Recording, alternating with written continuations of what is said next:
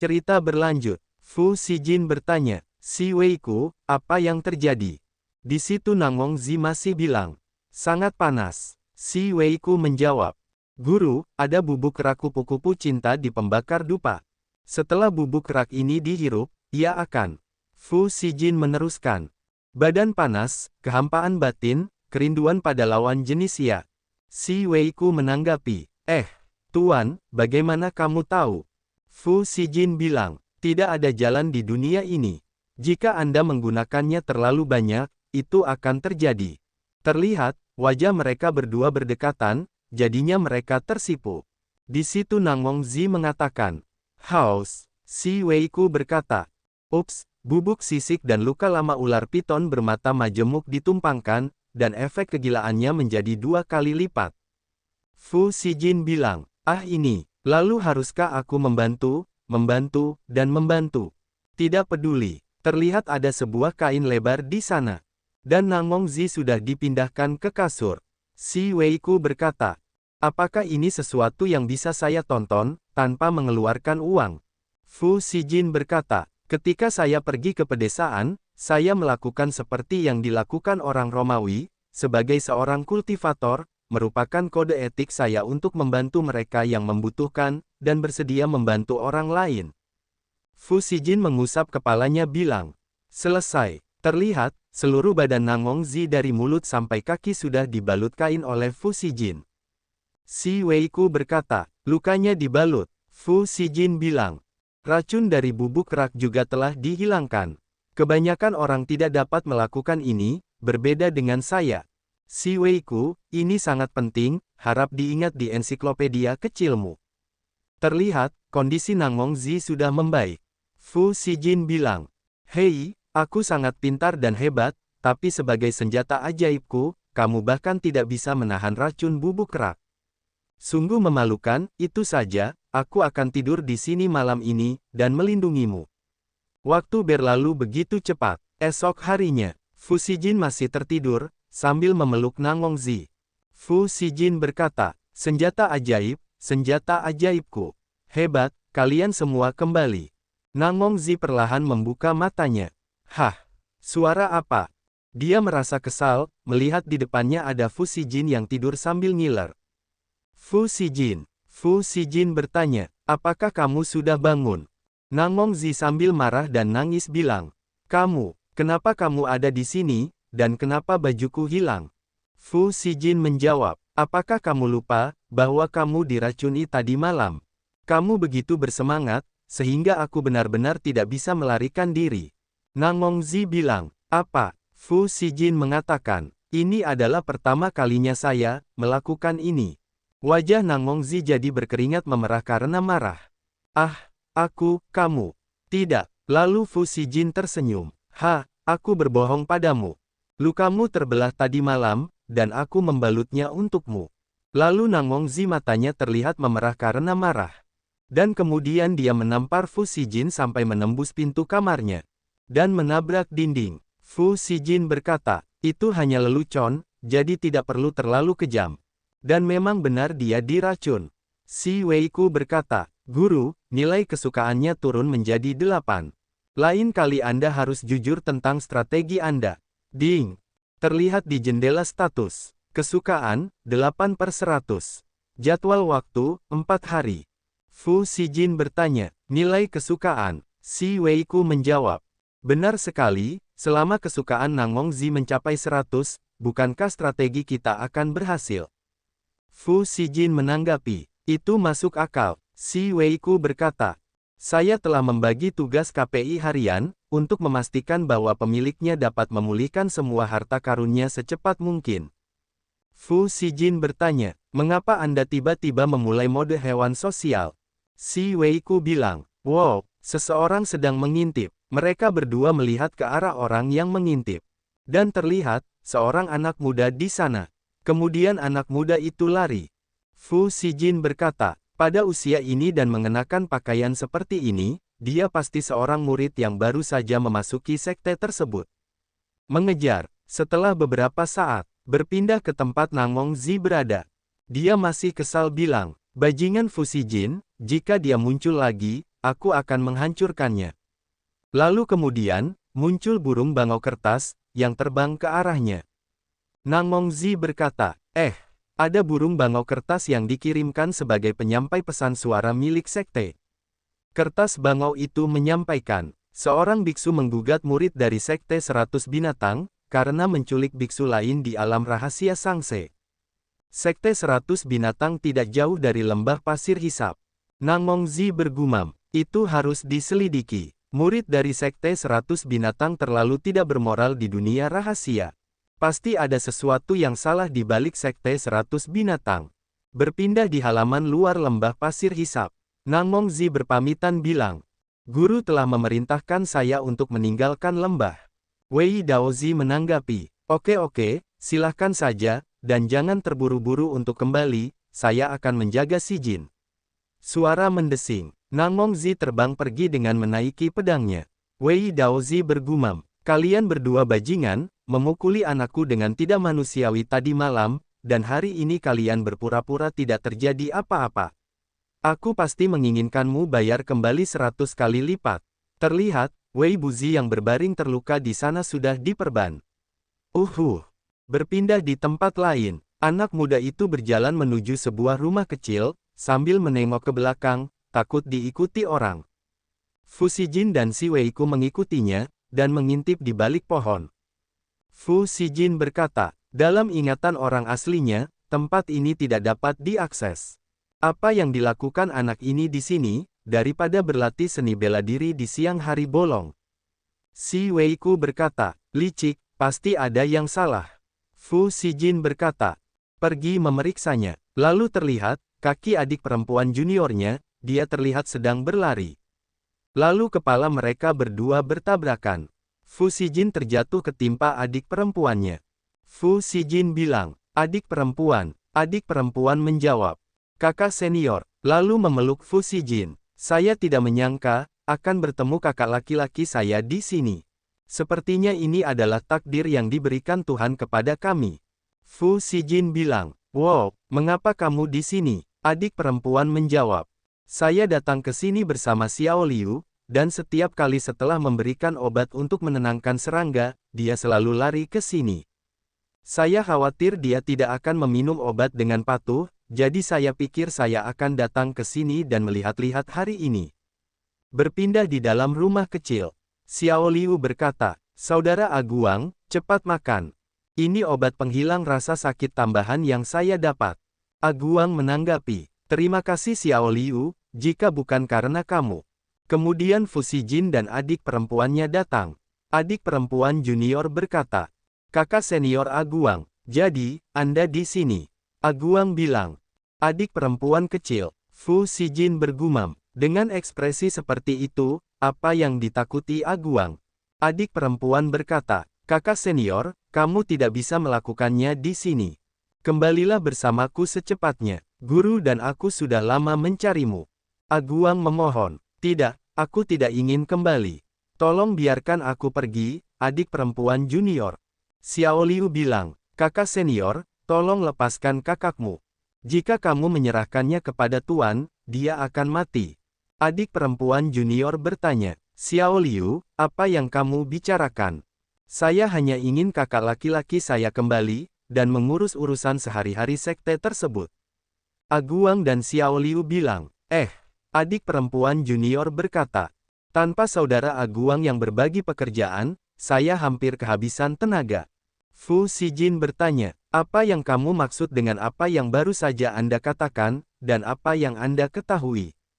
Aguang menjawab, 3 tahun lalu, kakak senior Li terinfeksi cacing Yin Han dan menghilang secara misterius begitu dia dewasa. Adik perempuan berkata, saya ingat guru memberitahu kami, bahwa dia meninggalkan sekte secara sukarela. Aguang menanggapi, bagaimana mungkin seseorang yang berangkat biasanya pergi tanpa mengemas barang bawaannya? Malam sebelum kakak senior Li menghilang, saya dengan jelas melihat dia dibawa ke gunung belakang oleh tuannya. Tidak lama kemudian, saya tidak sengaja melihat sekilas, tanda yang sama dengan kakak senior Li di punggung guru. Fu Shijin mendengarnya bicara dengan ekspresi serius. Aguang meneruskan bicaranya. Faktanya, Saya telah lama mengetahui bahwa setiap 3 tahun atau lebih, sang guru akan jatuh sakit dan bertingkah seperti orang tua berusia 70-an atau 80-an. Setelah murid dewasa, meninggalkan sekte, sang guru akan mendapatkan kembali vitalitasnya. Xiao Liu berkata, "Saudara Aguang, jangan takut." Aguang bilang, "Tahun ini adalah tahun ketiga lagi. Saya akan menjadi dewasa dalam beberapa hari." Xiao Liu berkata, "Kakak senior Si Jin, saya tidak sengaja mengintip, karena kakak senior Aguang mengatakan, bahwa Anda hampir dewasa seperti dia. Saya khawatir guru akan mengambil tindakan terhadap Anda, tetapi saya tidak berani memberitahu Anda secara langsung." Fu Xijin bilang, "Wei Daozi mungkin tidak takut hal-hal terungkap sama sekali. Dia telah mengendalikan tubuh kita dengan cacing Yin Han. Seluruh lembah pasir hisap ini mungkin adalah tempat pengujiannya untuk merebut tubuh orang lain." Berpindah ke lokasi pergi Nangongzi. Terlihat, orang-orang dari Sekte 100 Binatang, sudah pada mati terkena pedang, dengan luka yang berbeda-beda. Nangongzi yang baru tiba di sana berkata, "Apa yang terjadi di sini? Dilihat dari lukanya, orang-orang ini saling membunuh. Tapi ekspresi mereka ngeri, seolah membunuh satu sama lain bukanlah niat mereka, tapi lebih seperti dimanipulasi. Masalah Sekte 100 Binatang terlalu aneh, setelah kembali, kita perlu menyatukan semua faksi untuk melakukan penyelidikan menyeluruh." Terlihat, seseorang sedang mengawasi pergerakan Nangongzi. Berpindah di rumah kecil, adik perempuan berkata, "Ternyata itu adalah perampasan tubuh. Kakak senior, sebelum Wei Daozi menyadarinya, kenapa kita tidak segera lari?" Lalu ada sebuah pesan dari Wei Daozi. "Muridku sekarang." Aguang merasa panik. Itu pesannya. Suara pesannya berlanjut. "Anda telah mencapai usia dewasa, dan cacing Yin Han tidak dapat lagi membantu Anda dalam kultivasi Anda. Segera datang ke gunung belakang, dan biarkan tuanmu mengeluarkannya untuk Anda." Adik perempuan junior merasa takut bilang. "Setelah gunung belakang." Lalu Fu Xijin berkata, "Setelah menunggu sekian lama, akhirnya saya bisa mengatasi masalah tubuh ini." Berpindah di gunung belakang, terlihat sebuah formasi warna merah di sana. Berpindah di sisi Wei Daozi, dia sedang merapal sebuah mantra, mengeluarkan energi ungu. Jiwa ditutupi dengan cahaya, dan kejahatan mendominasi Xuan Ming. Ribuan hantu dan monster melindungi jiwaku yang sebenarnya. Masuki jiwa dan rebut raga untuk meraih kesuksesan. Lalu Fu Xijin menghampirinya. "Apakah perlu untuk merebut tubuh murid kecil, dan terlibat dalam pertempuran besar?" Wei Daozi menanggapi, "Sepertinya Anda sudah mengetahuinya." Fu Xijin sambil ngupil menjawab, "Kedua karakter, rune merebut tubuh, itu begitu besar sehingga pembaca bisa melihatnya, dan saya tidak buta." Wei Daozi berkata, "Sayangnya, gurumu membesarkanmu, adalah orang tuamu yang terlahir kembali. Sekarang gurumu sakit, inilah waktunya bagimu untuk berbagi kekhawatiranmu. Terlebih lagi, dengan kualifikasi Anda tidak akan mencapai banyak hal dalam hidup ini. Mengapa Anda tidak membantu saya?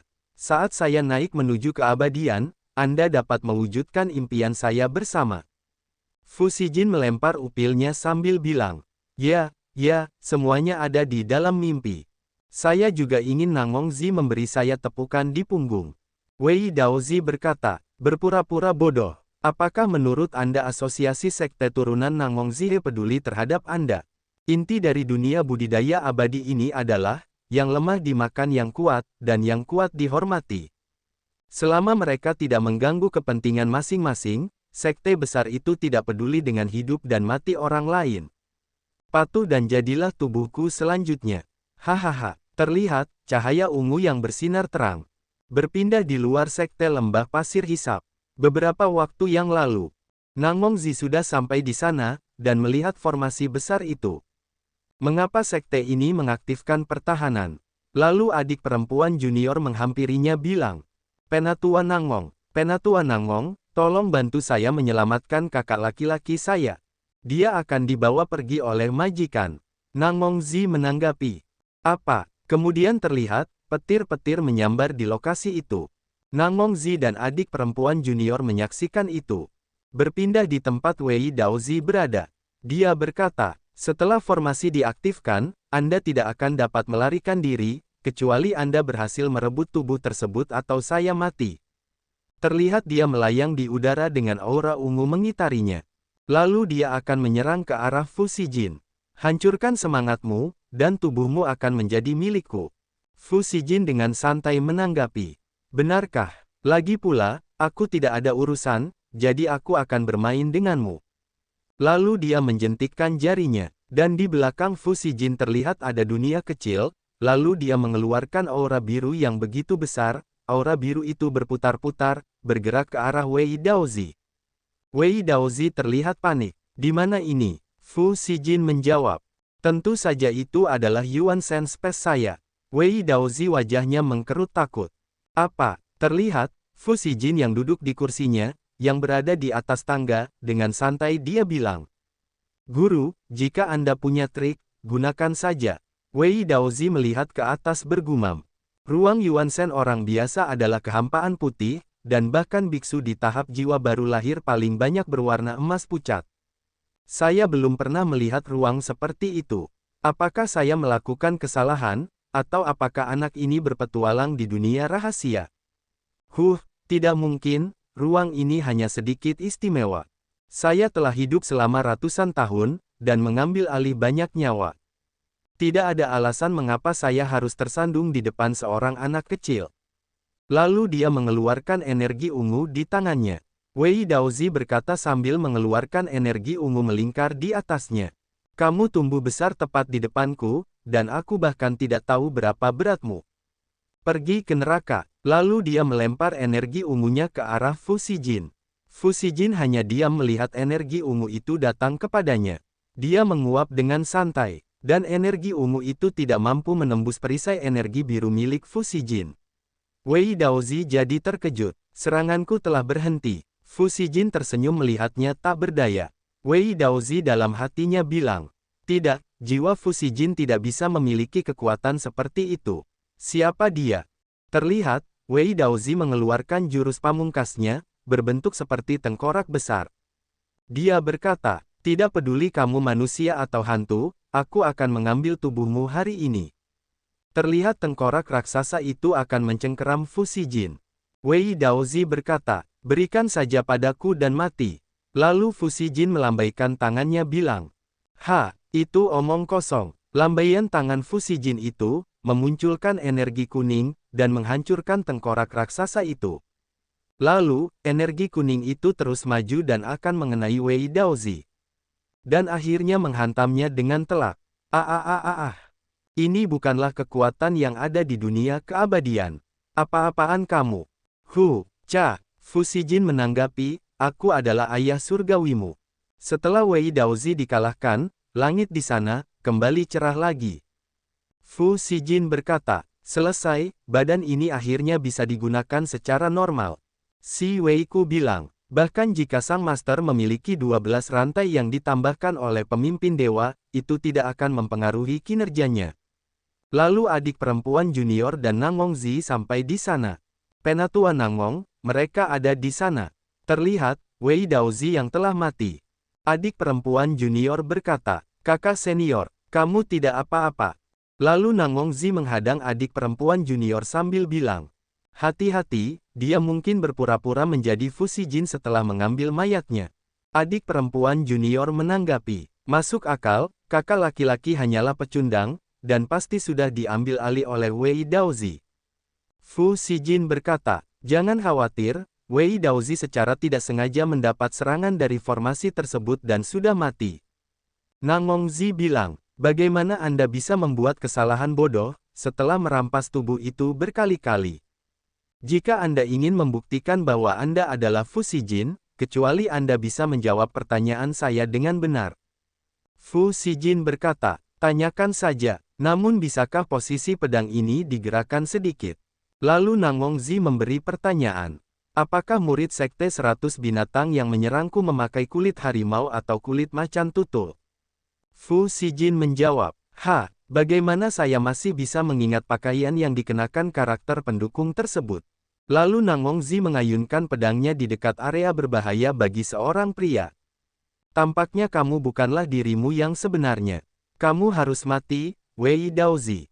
Fu Xijin bilang, saya ingat, itu kulit harimau. Kulit harimau. Lalu Nangong Zi memberi pertanyaan lagi. Apakah lidah ular piton bermata majemuk mempunyai 2 atau 3 garpu? Fu Xijin menjawab, 2 garpu. Lalu Nangong Zi bertanya lagi. Apakah tangan yang Anda pegang jimat surgawi itu dengan tangan kiri atau tangan kanan? Fu Xijin menjawab, tangan kanan. Lalu pedangnya berhenti dengan tepat waktu. Nangong berkata, kamu lulus. Fu Xijin bilang, bukankah ekspresi kasihanmu terlalu kentara? Tidak, aku belum cukup menjawab. Pertama kali kita bertemu di alam rahasia penuh warna, aku menyentuh sisi kirimu, ketika aku membawamu ke sarang ular piton, aku menggunakan pelukan sang putri, ketika aku membenturkanmu ke dinding, aku menggunakan tangan kananku.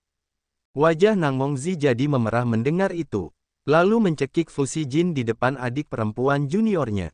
Diam, siapa yang menyuruhmu mengatakan ini? Adik perempuan junior kesal melihat mereka.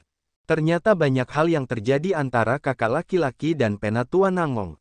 Kemudian terdengar suara para murid. Bunuh Wei Daozi. Bunuh Wei Daozi. Bunuh Wei Daozi dan balaskan dendam kakak senior Fu. Kami lebih baik mati daripada dijadikan wadah berikutnya. Terlihat, para murid yang membawa pedang siap tempur. Dan Xiao Liu membawa pacul sendiri. Fu Xijin dengan senang berkata, saudara-saudara, Wei Daozi dan cacing Yin Han betina di tubuhnya sudah mati, jadi semua orang tidak perlu khawatir lagi. Lalu para murid memeriksa tubuhnya. Benar, cacing Yin Han di tubuhku sepertinya sudah berhenti bergerak sejak tadi. Saya juga. Lalu para murid berkata, terima kasih, kakak senior Fu, karena telah membantu kami menyingkirkan cacing Yin Han. Kami bersedia menerima kakak senior Fu sebagai pemimpin kami. Lalu adik perempuan junior memeluk Fu Xijin. Hebat, kakak, dengan Anda sebagai pemimpinnya, kami pasti bisa hidup damai di lembah Liusa. Fu Xijin berkata, terima kasih atas kebaikan Anda, tetapi saya telah memutuskan untuk pergi ke sekte turunan bersama penatua Nangong. Nangong Zi jadi bengong mendengarnya, para murid terkejut berkata, apa? Fu Xijin mengatakan, saya kembali kali ini untuk mengucapkan selamat tinggal kepada semua orang, dan menangani cacing Yin Han. Lalu adik perempuan junior jadi marah bilang, jadi, apakah Anda berencana mengikuti penatua Nangong, dan mengkhianati kami sejak awal? Lalu si Wei Ku berkata, guru, adik perempuanmu memancarkan kekuatan yang menakutkan. Fu Xijin menanggapi, bahkan aku merasakan sesuatu yang buruk tentang efek khusus ini. Nangong Zi bertanya, apa yang terjadi? Mengapa napasnya tiba-tiba berubah? Xiao Liu berkata, kakak senior, apa yang terjadi? Adik perempuan memancarkan aura menakutkan dengan mata merah bilang, aku paling benci dengan pengkhianatan dalam hidupku. Lalu Fu Xijin berkata, apakah menurut Anda, saya melakukan ini untuk diri saya sendiri? Adik perempuan junior tersentuh hatinya mendengar itu. Mengapa? Tapi kamu, Fu Xijin berkata sambil mengepalkan tangannya. Saya pergi ke sekte turunan derivatif demi semua orang. Lalu memegang tangan adik perempuan juniornya. Hanya jika saya kuat, saya dapat melindungi Anda dari perundungan orang lain. Adik perempuan mengeluarkan air matanya bilang, kakak senior. Fu Xijin mengatakan, lembah Liusa sekarang dalam kesulitan, dan pasti akan dilewatkan oleh sekte lain, tetapi selama saya kembali dari sekte turunan, saya pasti akan menjadi pendukung terbesar Anda. Adik perempuan menangis. Ya, itu salahku. Aku menyalahkanmu. Para murid yang mendengar jadi terharu. Sekarang, kakak Fu. Nangong Zi hanya diam menyaksikan drama itu. Lalu Fu Xijin akan mengambil sesuatu di dalam bajunya. Dan dia mengeluarkan buku latihan. Adik perempuan berkata, 3 tahun ramuan emas, 5 tahun jiwa yang baru lahir. Fu Xijin berkata, Anda harus rajin berlatih selama saya tidak ada. Selama Anda mengikuti latihan di atas, Naschen Soul per kapita bukan lagi mimpi. Lalu adik perempuan memeluk buku itu bilang, kakak senior sebenarnya memberi kami buku rahasia yang sangat berharga. Saya akan memimpin semua orang dengan baik dan memenuhi kepercayaan saudara saya. Fu Xijin menanggapi, saya percaya kamu. Para murid di sana semuanya senang. Ahaha, Hahaha, Fu Xijin mengacungkan jempolnya. Selesai.